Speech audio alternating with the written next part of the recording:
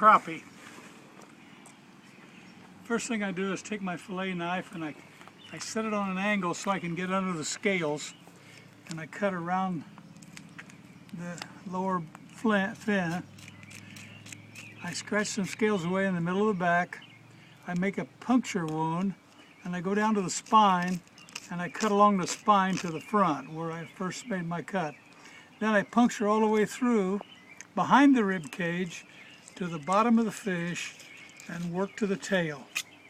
Then I turn the fish over and work around the side bones. There's a row of bones along the ribs and I try to pick those out. And after I pick those out, I cut the meat down the rib cage to the belly. And once I get to the belly, I cut that off, turn the fish over, start the same process on the other side. Under the scales, so you don't dull your knife too bad.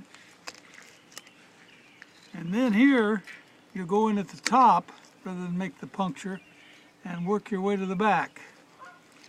You work your way to the back, punching till you hit the rib cage. When you no longer feel the rib cage, you go through and cut to the tail on this side.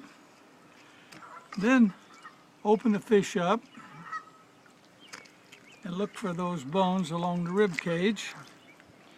They should be exposed, and when they're exposed you can pick them out so they don't stay on the meat.